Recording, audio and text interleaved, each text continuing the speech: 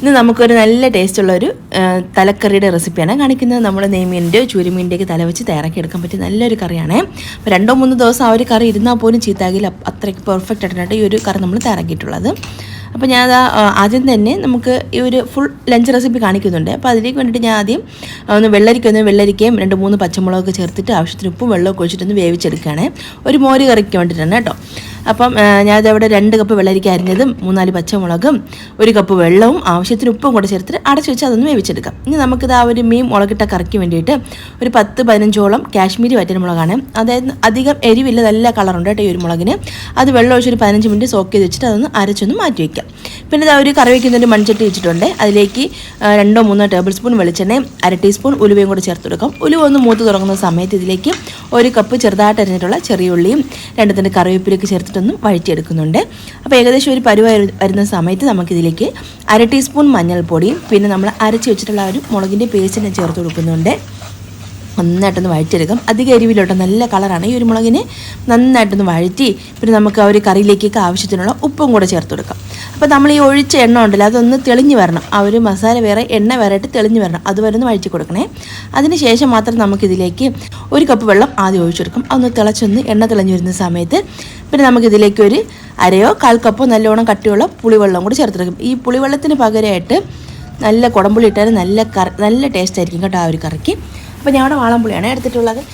അതും പിന്നെ വീണ്ടും 1 കപ്പ് വെള്ളം കൂടി ഒഴിച്ചിട്ട് വീണ്ടും നന്നായിട്ടൊന്ന് തിളപ്പിച്ചെടുക്കാം. ഇതിലേക്ക് 1 ടീസ്പൂൺ കുരുമുളക് പൊടിച്ചതും കൂടെ ചേർത്ത് കൊടുക്കുന്നുണ്ട്. പിന്നെ ഒരു ചെറിയൊരു കഷ്ണം ഇഞ്ചി നീളത്തിൽ മുറിച്ചതാണ്. നമ്മൾ ആ ഒരു എണ്ണയിൽ വഴറ്റുന്ന സമയത്ത് ഇഞ്ചി ചേർത്താലും മതി, അല്ലെങ്കിൽ ഈ ഒരു ടൈമിൽ ചേർത്താലും മതി. അപ്പോൾ ഈ കറിക്കൊന്ന് തിളച്ച് വന്നതിന് ശേഷം നമുക്കിതിലേക്ക് മീൻ തല ചേർത്ത് കൊടുക്കാം. അപ്പോൾ ഞാൻ 2 മീനിൻ്റെ നെയ്മീനാണ് എടുത്തുള്ള അതിൻ്റെ തല എടുത്തിട്ടുണ്ട്. വലിയ ഒരു മീൻ തലയ്ക്കാണെന്നുണ്ടെങ്കിൽ 1 മീൻ തലയ്ക്ക് പറ്റിയ ഒരു കറിയുടെ അളവാണ് കേട്ടോ. ഇപ്പോൾ ചെറുതാണ്ട് 2 എടുത്തിട്ടുണ്ട്. ഇപ്പോൾ 2 വാലും പിന്നെ ഒരു 4 പീസ് മീനും കൂടെ എടുത്തിട്ടുണ്ട്. അടച്ച് വെച്ച് ഒരു 10-15 മിനിറ്റ് നന്നായിട്ടൊന്ന് തിളപ്പിച്ചൊന്ന് വേവിച്ചെടുക്കാം. ഇനി ഒരു നെത്തോലി മീൻ ഫ്രൈക്ക് വേണ്ടിയിട്ടാണ് മീൻ ക്ലീൻ ചെയ്തതിലോട്ട് 1/2 ടീസ്പൂൺ മഞ്ഞൾപ്പൊടിയും പെരിഞ്ജീരകപ്പൊടിയും ഉപ്പും കാശ്മീരി ചില്ലി പൗഡറും 2 തണ്ട് കറിവേപ്പില ചേർത്തിട്ടൊന്ന് മാരിനേറ്റ് അത് മാറ്റി ഒന്ന് വെക്കുന്നുണ്ട്.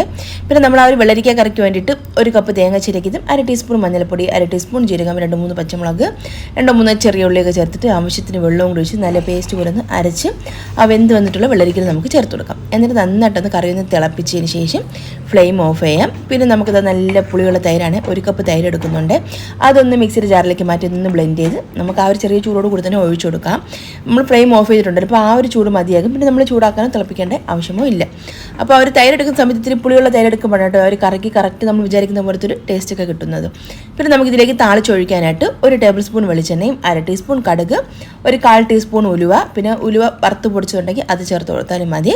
പിന്നെ അതുപോലെ തന്നെ 2-3 വറ്റൽമുളകും 1 തണ്ട് കറിവേപ്പിലേക്ക് ചേർത്തിട്ട് താളിച്ച് നമുക്ക് ഇതിലേക്ക് ചേർത്ത് കൊടുക്കാം. അപ്പോൾ ഈ ഒരു ടൈമിൽ നമ്മളത് ഇളക്കി യോജിപ്പിക്കേണ്ട, അടച്ചൊന്ന് മാറ്റി വയ്ക്കുന്നുണ്ട്. പിന്നെ ഇതാ ഒരു മീൻ കറിയും ഏകദേശമൊക്കെ ഒന്ന് തിളച്ചൊന്ന് റെഡി ആവുന്നിട്ടുണ്ട്. ഒരു മീഡിയം ഫ്ലെയിമിൽ വെച്ചിട്ടാണ് നമ്മളിത് കുക്ക് ചെയ്യാനായിട്ട്. നമ്മൾ ഈ മുളകൊക്കെ അരച്ച് ചേർക്കുന്നുണ്ടെങ്കിൽ പെട്ടെന്ന് ഇങ്ങനെ അടുക്കിക്കാൻ പിടിച്ചു പോകാനുള്ള സാധ്യതയുണ്ട് കേട്ടോ. അതുകൊണ്ട് തന്നെ നമുക്കൊന്ന് ഒരു മീഡിയം ഫ്ലെയിമിൽ വെച്ചിട്ട് നന്നായിട്ട് ഇതൊന്ന് വേവിച്ചൊന്ന് മാറ്റി വയ്ക്കാം. അപ്പോൾ ഈ ഒരു കറി നന്നായിട്ടൊന്ന് തണുത്ത് വന്നതിന് ശേഷം മാത്രമേ ഇതുപോലെ ഒന്ന് മുകളിലോട്ട് ഇങ്ങനെ നെയ്യൊക്കെ ഒന്ന് എണ്ണ ഉണ്ടല്ലോ തെളിഞ്ഞൊന്ന് നിൽക്കുള്ളൂ. അപ്പോൾ ആ ഒരു കറി കറക്റ്റായിട്ട് കിട്ടിയിട്ടുണ്ടെന്നുള്ള ആ ഒരു തെളിവാണ് കേട്ടോ ആ ഒരു എണ്ണ ഇങ്ങനെ മുകളിൽ ഇങ്ങനെ തെളിഞ്ഞ് നിൽക്കുന്നതിന്. പിന്നെ അതുപോലെ തന്നെ ആ ഒരു ഫിഷ് ഫ്രൈക്ക് വേണ്ടിയിട്ട് വെളിച്ചെണ്ണ ഒഴിച്ചു പാനിൽ നന്നായിട്ടൊന്ന് ചൂടായി വന്നതിന് ശേഷം നമുക്ക് ആ ഒരു മീൻ ഇതുപോലെ ഒന്ന് വെച്ച് നന്നായിട്ട് നല്ല രീതിയിൽ ഒരു സൈഡ് ഒന്ന് ഫ്രൈ ആയി വന്നതിന് ശേഷം മാത്രം തിരിച്ച് വെച്ച് 2 സൈഡും ഇതുപോലെ ഒന്ന് ഫ്രൈ ചെയ്തിട്ടെടുക്കാം. അപ്പം ഇതും ഒരു മീഡിയം ഫ്ലെയിമിൽ വെച്ചിട്ട് തന്നെ നമ്മളൊന്ന് ഫ്രൈ ചെയ്തെടുക്കുന്നുണ്ട് കേട്ടോ. പിന്നെ ഇതാ ഒരു കുറുവരി ചോറാണ് ഞാൻ ഇവിടെ എടുത്തിട്ടുള്ളത്. ചോറും പിന്നെ ഒരു നെത്തോലി മീൻ പൊരിച്ചതും പിന്നെ ആ ഒരു വെള്ളരിക്ക കറിയും മീനിൻ്റെ തലക്കറി. വേറെ പച്ചക്കറി അവിയലോ തോരനോ അങ്ങനെയൊന്നും വെച്ചിട്ടില്ല. നല്ല ടേസ്റ്റാണ്, നല്ലൊരു കോംബോയാണ് കേട്ടോ. അപ്പോൾ ഈ രീതിയിൽ നിങ്ങൾ തയ്യാറാക്കി നോക്കിയിട്ടില്ലെങ്കിൽ ഒരു പ്രാവശ്യമൊക്കെ ഒന്ന് ഉണ്ടാക്കി നോക്കി, തീർച്ചയായിട്ടും ഇഷ്ടപ്പെടും. അപ്പോൾ ഈ ഒരു ചെറിയൊരു റെസിപ്പിയും വീഡിയോ ഒക്കെ നിങ്ങൾക്ക് ഇഷ്ടമായിട്ടുണ്ടെങ്കിൽ മറക്കാൻ ചാനൽ ഒന്ന് കാണുന്നുണ്ടെങ്കിൽ ഒന്ന് സബ്സ്ക്രൈബ് ചെയ്ത് ഫേസ്ബുക്കാണ് കാണുന്നതെങ്കിൽ ഒന്ന് ഫോളോ ചെയ്യാനൊന്നും മറക്കല്ലേ. അപ്പോൾ ഈ വീഡിയോ കണ്ട എല്ലാ കൂട്ടുകാർക്കും താങ്ക്സ്.